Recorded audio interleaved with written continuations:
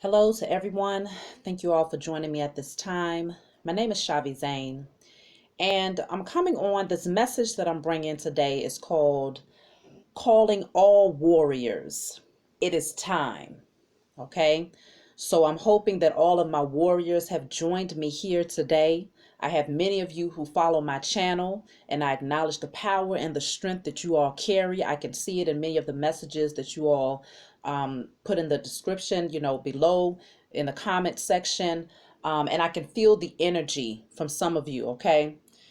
I've been called to do this particular message today because I was given a revelation today, okay? And many of the messages that I've been called to do in the past have been revealing a lot of the wickedness that has been done behind the scenes, okay? Wickedness in so-called high places, but behind the scenes, okay? Hidden wickedness against the chosen and the children of the Most High God. There has been a message that I recently did, okay?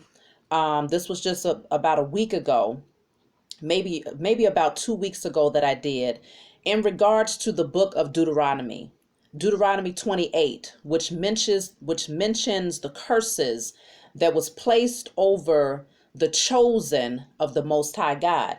Now, these curses I explained in this particular message. The message is called The Curses in the Bible, Dark Magic Done Over the Chosen. Now, the generational curses, I explained to you all in my last few messages that the word curse deals with an utterance, something that has to be spoken against a person or a group of people. This is dark magic. This is rituals. This is spell work, okay, that has been done by the enemy of the children of the Most High God. And these curses were strategically and purposely placed into biblical texts in order to ensure that the children of the Most High God would read these curses, accept it, internalize it, and ultimately live them out for generations to come. That's where you get the term generational curses from. So these rituals, this spell work, this dark magic done by the enemy would play itself out from one generation to the next. And the enemy's goal was to for these curses to keep the chosen in a very low state underneath bad health, broken families, enslavement, madness, mental instability, um, uh, poverty, lack mentality, so many different things. When you look into the book of Deuteronomy, there are, above the curses, before you get to Deuteronomy 28, you have all of these blessings, right? That's a very short portion of the book of Deuteronomy when it comes to the curses and the blessings. When you move into the curses takes up, it starts from, I believe, verse 15 all the way to verse like 70, okay, around 70 something. So long list of curses, okay? And it also says specifically that even they made sure that they put in there that not only are the curses that are written in the book would be placed over the chosen, but also the curses that are not in the book would also be a part of the curses that are placed over the children of Israel. So you have to ask yourself, over the chosen, what are these curses that would not be placed in the book of the law, which is stated in Deuteronomy, that would ultimately play themselves out? How can you have a curse that is not written come to pass? Who's going to create this curse? And when are they going to create this curse?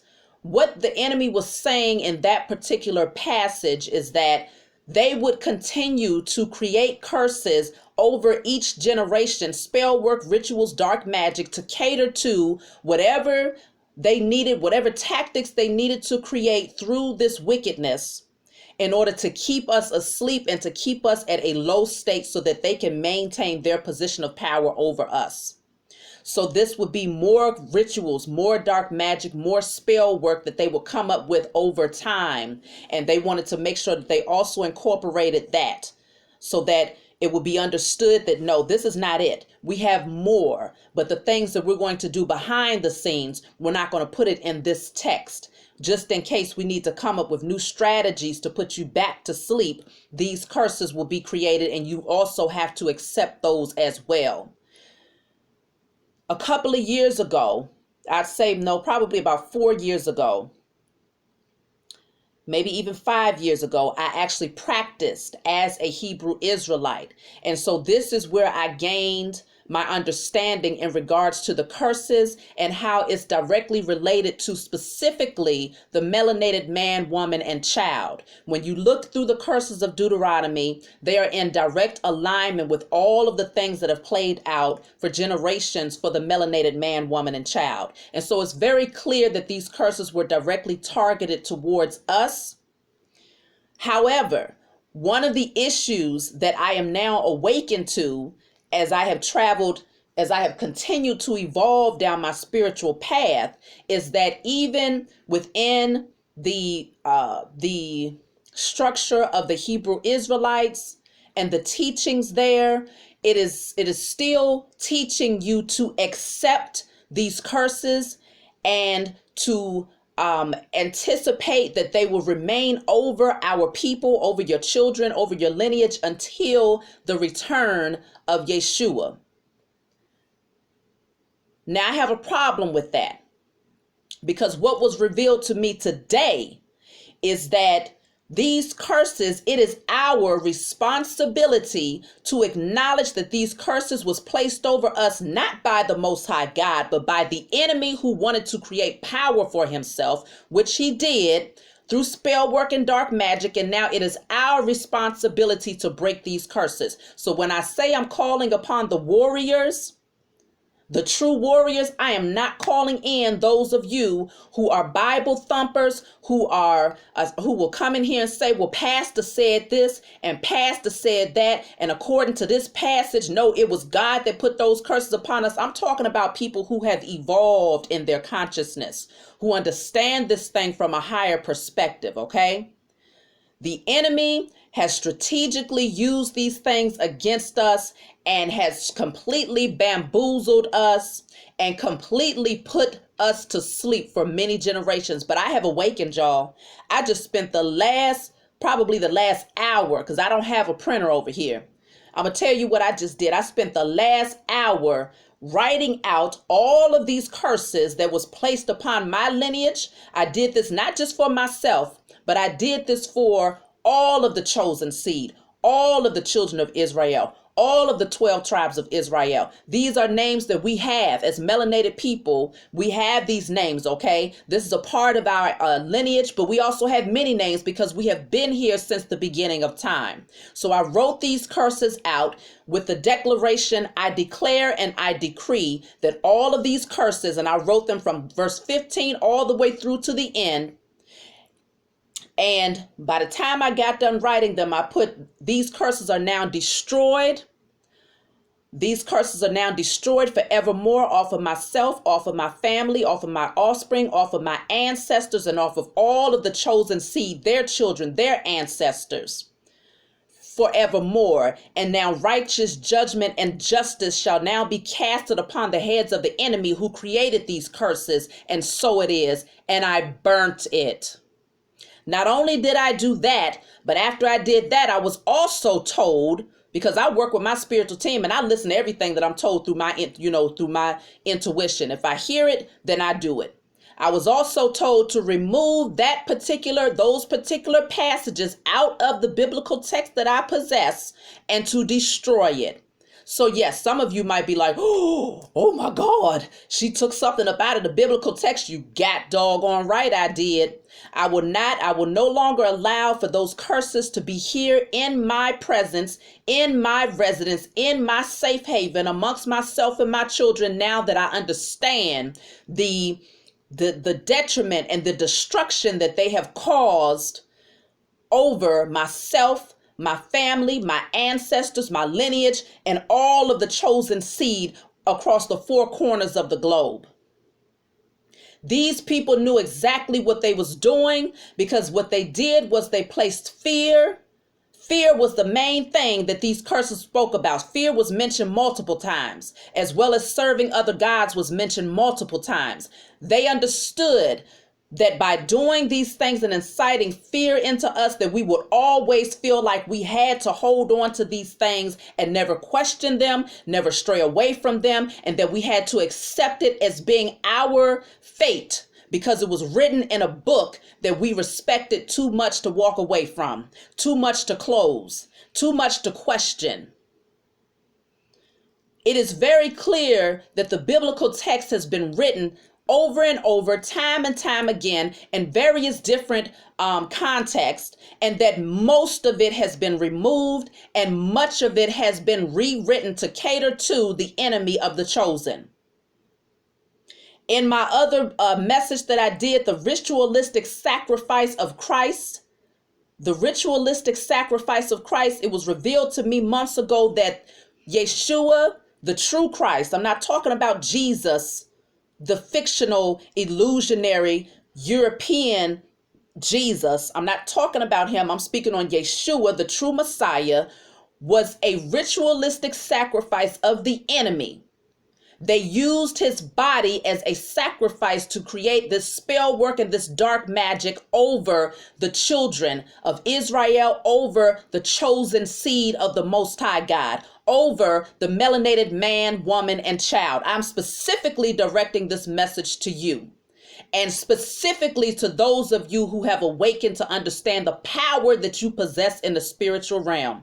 I take this very seriously, y'all. I don't do this work for attention. I don't do this work for accolades. Everything that I am instructed to do as a vessel, I do it over here, and then I present it to you all, because for me, I understand that two or more is enough. So if there's only one of you who is a warrior out there, who understands where I'm coming from, and he who have ears, let him hear. You're hearing this message and you understand what I'm saying to you, and you listen to my previous messages, and you've been able to put these pieces together, and you ready to come into this thing and fight this battle alongside me and our spiritual team, the holy angels, the ancestors of love and light. We got a big posse in the spiritual realm. Now we need to gather at least two or more in the physical that's going to bring this thing to pass, so we can tear down the walls of Egypt. And I'm talking about Babylon. I'm speaking specifically about Babylon, the U.S. corporation, and all of those that have worked alongside these people, the modern day Rome, okay? The Roman Empire. These people have been working against us since back in the age of Pisces. They understood that in the age of Pisces, which is a little bit over 2,000 years ago, right when Christ would have come into the scene, right when the biblical text was created, rewritten, okay, reshaped to fashion their agenda, right when they did the sacrifice of Yeshua, making a mockery of him and saying, oh, you are the king of the Jews? Well, now you are being used as our ritualistic sacrifice to ensure that we can do this spell work over your people who give you so much reverence and respect, so that for generations to come, not only will they help us to fulfill the ritual that we've done against you. How has the children of Israel, how has the chosen seed fulfilled the ritual that has been done against Yeshua? By going to church, doing this communion every first Sunday, eating of the body, drinking of the blood, having these crosses with this image that's supposed to represent, it is a false illusionary Christ that they put on these crosses, because most of the time it is a Caucasian man, okay, who is their God that they created to have us serve it. So recreating and helping them to further create the ritual against the Messiah, Yeshua, Christ. It was very clear when I did that specific message and specific text that was brought out in that message, that Yeshua was a sacrifice. They used him as the so-called sacrificial lamb to create this ritual, this dark magic, the spell work that would ultimately fulfill itself for generations to come over our people. Has it not worked? Yes, it has. Because so many people have thought in their own minds that Yeshua really did come here to be killed off. Oh, he came here to fulfill that assignment. That's what he was supposed to do. He was the sacrifice. They made him into a sacrifice. You all hear about this all the time today. Oh, they're doing sacrifices in Hollywood, or they're doing sacrifices in the music industry, and they're doing sacrifices here and there in these so-called high places in the what you call this underworld, right? Everybody hears about sacrifice, sacrifice, sacrifice, but nobody put two and two together to understand that they actually sacrificed. One of the first sacrifices, one of the most massive sacrifices, was that of Yeshua. They hung the man on a tree. And yes, our brother, yes, he was a man. The story of Yeshua was recreated to make you all think that he was something that was so extraordinary outside of the natural man, so that you would disconnect yourself from the things and the works that he was able to accomplish, and from the wisdom that he was able to obtain, and from that direct connection that he had to the Most High. They wanted you to have a disconnect so that you would never feel that you could rise to the potential of being anywhere close to who Yeshua was. But did Yeshua not tell you, greater works than me shall ye do? We are here. Christ consciousness is here.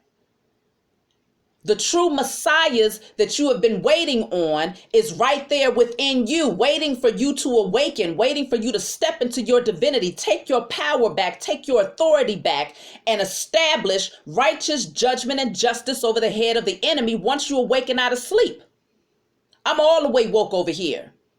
And I'm so awake that it's to the degree where it's like I will no longer sit back docile and in a passive state, knowing the type of wickedness that these people have done against us, and the tactics and the strategies that they have used against us right there in your face. And they put it in a book that you respect, a book that you love, and in a book that you fear, so that ultimately you would take it and internalize it and accept it as being your damnation, your curse, your punishment that is well deserved, that did not come from them, but they'll say it came from the Lord.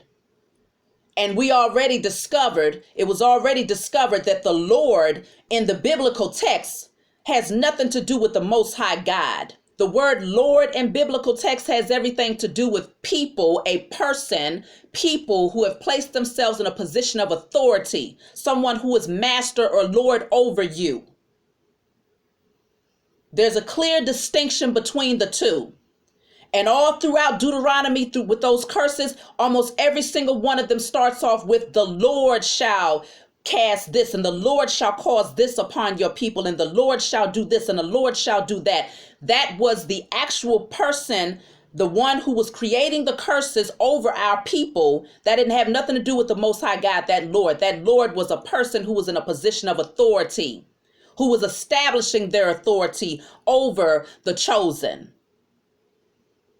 And confuse the language, because that's what it's always been. The Tower of Babel. The Tower of Babel was about a confusion of languages, a confusion of speech. And so people accepted that as being words that was coming from the Most High God because of that Tower of Babel that was built. The confusing of language. But now I have decoded it because the Most High has blessed me with the wisdom, knowledge, and understanding that I prayed for. And the truth is now out. And so what have I done? Like I said, I wrote it all out. But if you got a printer and you can print out Deuteronomy and all of those curses, and you make sure you write on that paper, I declare and I decree that all these curses written therein are now destroyed off of myself, my children, my offspring, my ancestors, and off of all of the chosen seed of the Most High God, their children, their ancestors, forevermore. I declare and I decree that now righteous judgment and justice will now be established over the heads of our enemies, and that we now receive, after I did that, because I always write in spirit and in flesh, in sleep and awakened state, across all timelines, realms, and dimensions, known and unknown. And I burnt it and I watched it go up in flames. And as it was going up in flames, I gave thanks to the Most High God and my entire spiritual team for making it so, It is time for us to take back our authority in a way where we have never done before. Why? Because we was too asleep to understand where we needed to break the curses. I've done messages in the past in regards to breaking off generational curses, but it never dawned on me. But it took for me to do that particular message about a week ago in regards to the biblical curses, to come into the understanding about how the Deuteronomy curses was a ritual. It was spell work, dark magic that was placed over us, and not that of the Most High God putting these curses over us. That's not what that was about. And so all of these things, all of these messages that I have been called to do, they're all coming together to make sense. And this is why today I was given the revelation that those are the curses that encompassed almost, that's everything that these people have put over us. And once you break those curses by declaring and decreeing and establishing that these things are now broken, we're being unselfish in this thing at this point.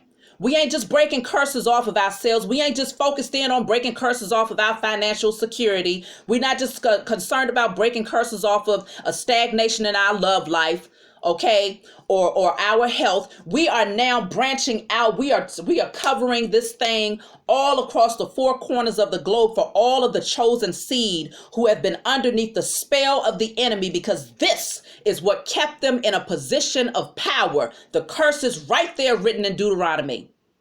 It covers everything that they have been doing against us for generations, all the way up until today. Go look at it and check it out and tell me if I'm lying. That was a spell that they did against us. And now we possess the power and the authority to break it, to destroy it, and to ensure that righteous judgment and justice is established on our behalf. And after you write it down and burn it, you make sure, as a warrior, okay, if you're bold enough to do it, because I know I was, to remove that from your biblical text, I burnt it. It's gone.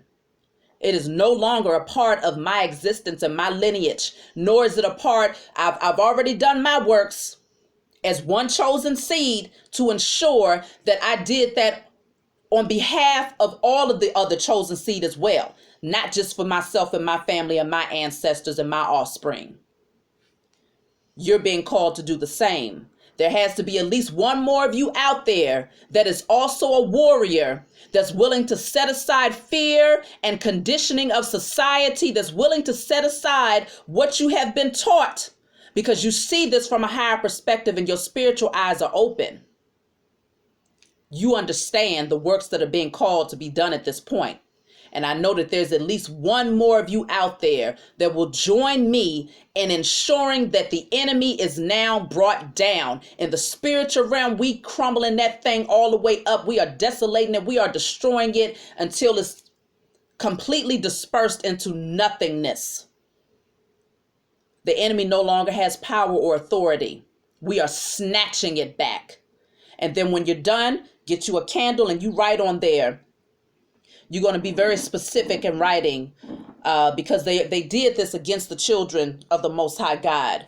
They call us the 12 tribes of Israel. They call us the chosen seed. We have many different names, okay? Many different names. But I've specifically put on there, the 12 tribes of Israel are free. The chosen seed are free.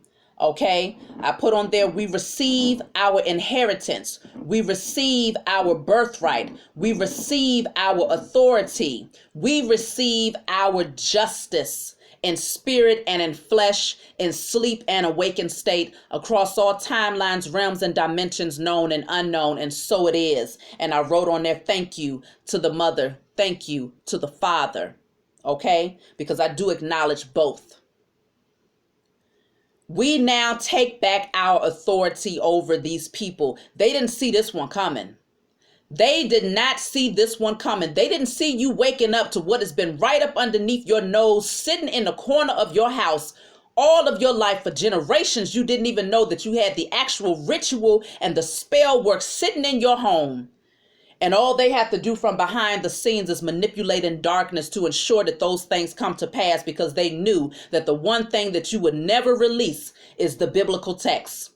And the one thing that you would never buck up against is anything that is written in that text, because you have been instilled with so much fear by your pastor, by your parents, by your ancestors, by society's influence, that you would never question it.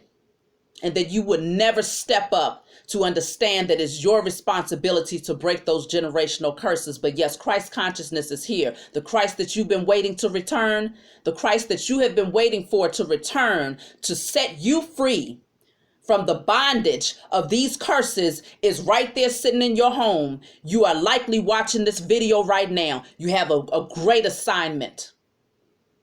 You've been breaking the generational curses from yourself and from your family, but now it's time for you to step out and go even further than that. We breaking it off of all of these curses off of the entire tribe, off of the 12 tribes, off of the chosen seed, on the four corners of the earth where we have been scattered. It is our time now to reclaim our authority and our inheritance and our sovereignty, and our inheritance and our sovereignty and our birthright. It is our time now. We are in the age of Aquarius, the time of the awakening. We are in the time of revelations, the time of the reveal. Oh, the enemy is in trouble now. So for those of you who are going to join me in doing this, write your comments down below. If you come in here to Bible thump, get up out of here. I don't even welcome your energy. If you come in here to tell me that what I do is wickedness, go to another channel. There's many channels that are out here where you can go in there and quote your scripture and quote whatever your pastor told you. And, just go do that somewhere else, because all I'm going to do is delete your comment and take you up off my channel where you can't come back. If you want to learn and if you want to expand your understanding and your consciousness, and if you are open to evolving in this thing, you're welcome. That's my message for you all. I love you. We're going to do this together. All of my warriors, it's time to step up.